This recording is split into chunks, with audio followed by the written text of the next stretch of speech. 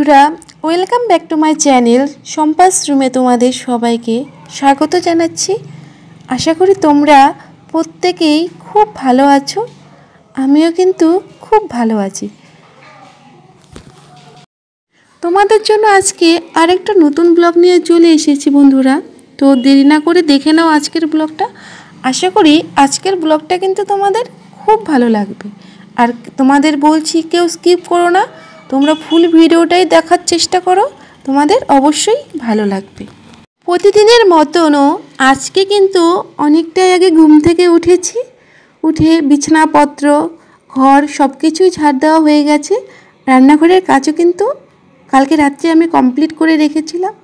প্রত্যেক দিনের কাজই কিন্তু আমি আগের দিন রাত্রে করে রাখি, যাতে সকালবেলা উঠে কোনো চাপ না হয়। আর সকালবেলা তোমাদের দাদার জন্য খাবার তৈরি করতে হয়, স্কুল থাকে। এখন তো ছেলের এক্সাম শেষ হয়ে গেছে, সেজন্য কিন্তু ছেলের স্কুলের চাপ নেই।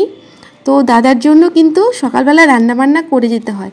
তো টিফিন বানাতে হয় না আমাকেই, স্কুল থেকে তাড়াতাড়ি চলে আসে সেই জন্য।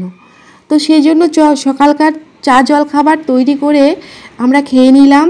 তারপর কিন্তু তোমার দাদার জন্য খাবার তৈরি করেছিলাম, খেয়ে তারপর স্কুলে চলে গেছে।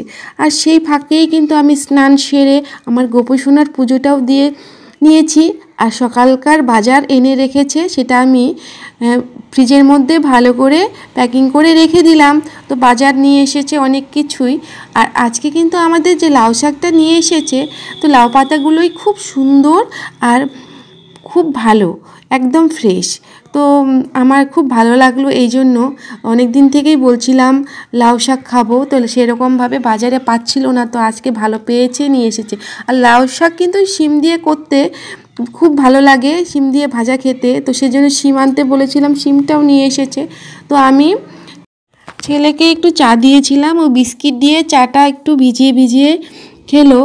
তো ওর জন্য কিন্তু সকালবেলা সেরকম কিছু করতে হয় না। আর একটা অভ্যেস হয়ে দাঁড়িয়েছে, প্রত্যেক দিন সকালবেলা স্কুল যাওয়ার সময় ও একবারে ঘুম থেকে উঠেই ভাতটা খেয়ে যাবে। আর একটু ভাত করে দিই, না হলে হালকা খাবার দিলে আস্তে আস্তে 3টে বেজে যায়। সেজন্য একটু ভারী খাবারই দিই। আর টিফিনে তো একটু কিছু দিয়ে দিই, হালকা কিছু দিয়ে দিই। ওরকমভাবেই কিন্তু ওর রুটিনটা কিন্তু চলে। তো এখন কিন্তু সেম লেভেলেই চলছে, সকালবেলা কিছু খেতে চায় না।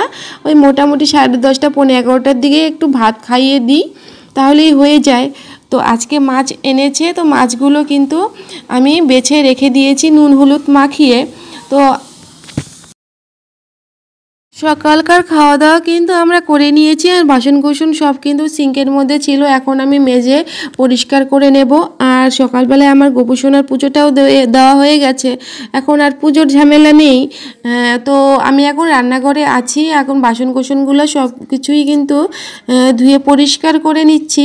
আর রান্নাঘরটা কিন্তু একটু পরিষ্কার করব সকালবেলা যখন রান্না করতে আসি। আমি যদিও আগের দিন রাত্রে পরিষ্কার করে সব কিছু মুছে রেখে দিই, তবুও কিন্তু রান্না করতে আসার সময় সকালবেলা কিন্তু হালকাভাবে একটু মুছে নিতে হয়। আমি হালকাভাবে একটু মুছে নিয়েছি, শুধু রান্না করার ওভেনটা আর রান্নার গ্যাসের নিচ সাইডটা করে নিয়েছি। তো এখন ভালো করে একটু মুছে নেব। আর এইসব জিনিসপত্র যেগুলো রান্নাঘরে থাকে, তো বলো মিক্সার গ্রাইন্ডারই বলো আর বাসন রাখার র্যাকই বলো, আর এক্সট্রা যে হাবিজাবি জিনিসগুলো যেগুলো থাকে ঘরের মধ্যে, সেগুলো কিন্তু প্রত্যেক দিনই একটু একটু করে মুছে নিতে হয়। এগুলো না মুছে নিলে কিন্তু এর গ্লেজগুলো কিন্তু চলে যায় আর নোংরাও বসে যায়। তো সেই জন্য কিন্তু আমি প্রত্যেক দিনই কিন্তু ভালো করে মুছে নিই। আর এই যে বাসন রাখা যে ঝুড়িটা দেখতে পাচ্ছ, এটার নিচে কিন্তু একটা বড় মাপের ট্রে আছে।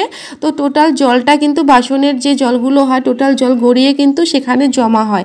আর এই জলটা কিন্তু আমি একদিন পর পর কিন্তু ভালো করে পরিষ্কার করে ফেলি, ভালো করে পরিষ্কার করে ধুয়ে মুছে তারপরে কিন্তু আবার নিচে দিয়ে দিই, এরকমভাবে সেট হয়ে যায়। তো যাই হোক, বাসনগুলো এখন আমি এখানে রাখছি, জলটা ঝরিয়ে গেলেই কিন্তু জলটা ফেলে দিতে হবে। একটা কাজের সঙ্গে সঙ্গে কিন্তু 2-3টে কাজ এসে হাজির হয়। তুমি চা যদি করো, তাহলে তুমি চায়ের বাসনকোসন ধোয়া, রান্নাবান্না করলে সব কিছু ধোয়া পরিষ্কার করা, তারপর তো মনে করো নিত্যদিনের ধোয়া কাচা তো থেকেই থাকে। আর কোনো কাজ কিন্তু কোনো সময়ের জন্য রেখে দিতে নেই। সেই কাজটা কিন্তু তাড়াতাড়ি মানে যত তাড়াতাড়ি সম্ভব গুটিয়ে ফেলাই ভালো। না হলে কিন্তু কাজগুলো যখন জমে যায় তখন কিন্তু করতেও ভালো লাগে না। আর কাজ করতে করতে কিন্তু নিজেকেও কিন্তু একটু রেস্ট দিতে হয়।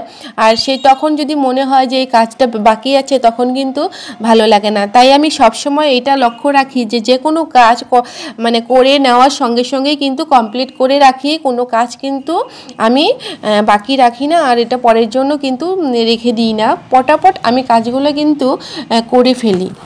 তো আজকে সকাল থেকেই ভাবছি যে ঘরটা একটু মুছবো।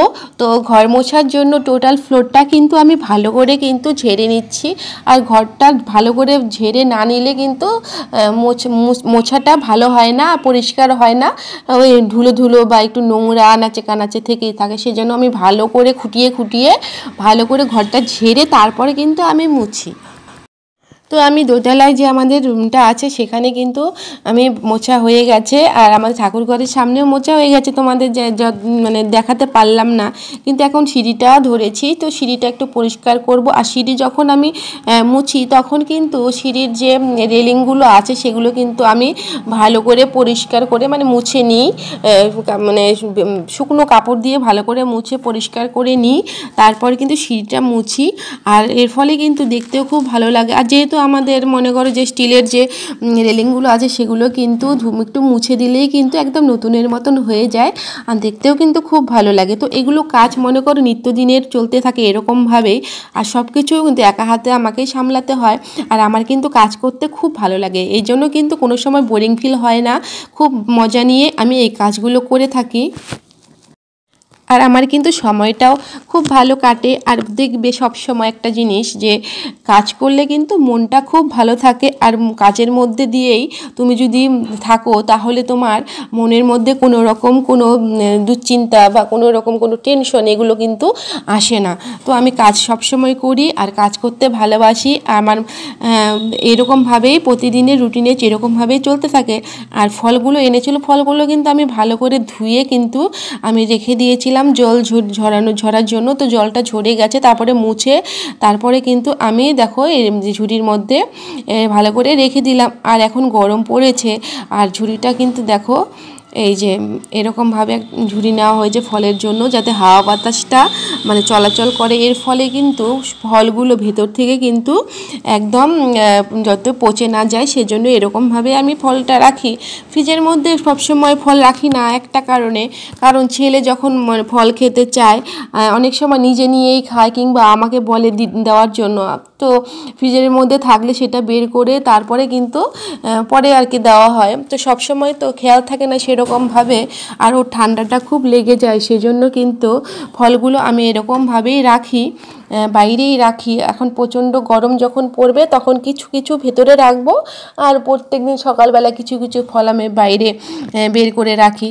তো আজকে আমি ফলগুলো বাইরেই রাখছি, ফ্রিজে রাখছি না। আর দেখো তারপরে আমি রান্নাঘরে চলে এসেছি। রান্নাঘরে এসে আবার দেখো এই পরিষ্কার যখন করি না তখন একটার পর একটা মনে হয় মানে করলে খুব ভালো হয়, আর করতে ইচ্ছে করে। সেই জন্য কিন্তু আমি রান্নাঘরে যে আমাদের মডুলারের যে বাক্সটাগুলো আছে সেখানে যে আমাদের মডুলারের যে গ্লাস আছে, তো গ্লাসটা কিন্তু আমি কলিং দিয়ে ভালো করে পরিষ্কার করলাম। আর পরিষ্কার করলে কিন্তু একদম চকচকে হয়, নতুনের মতন দেখতেও ভালো লাগে, সেটা কিন্তু সবসময় মেনটেন করি। আর আমাদের পাশে দেখো আমাদের ডাইনিংয়ের ওখানে যে দেখতে পেলে আমাদের যে মানে আলমিরা টাইপের মানে আছে, মানে ক্যাবিনেট আছে, তো সেটাও আমি একটু মুছে দিলাম। তার সঙ্গেই কিন্তু আমাদের ওয়াটার পিউরিফায়ারটা আছে, সেটাও একটু পরিষ্কার করে দিলাম। এগুলো না একটার পর একটা না মানে লিঙ্কের মতো নেন, একটা করলে আরেকটা করতে হয়, এরকমভাবেই মনে করো যে করতে হয়।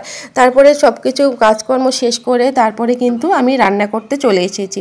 তো আজকে রান্না করব মাছ নিয়ে এসেছে। তো সজনে ডাঁটা দিয়ে কিন্তু সর্ষে দিয়ে খেতে খুব ভালো লাগে, পোস্ত দিলেও ভালো লাগে, পোস্ত চাইতে কিন্তু আমি সর্ষে দিয়ে খেতে খুব ভালোবাসি, সেই জন্য করলাম। আর আলু দিয়ে কিন্তু মাছের ঝোলটা করছি। তো যাই হোক বন্ধুরা, আজকের ভিডিওটা তোমরা দেখলে কেমন লাগলো সেটা কিন্তু আমাকে কমেন্টস করে অবশ্যই জানাবে। ভালো লাগলে লাইক করবে, কমেন্টস করবে, শেয়ার করবে, আর আমার চ্যানেলকে সাবস্ক্রাইব করে অবশ্যই আমার পাশে থাকবে।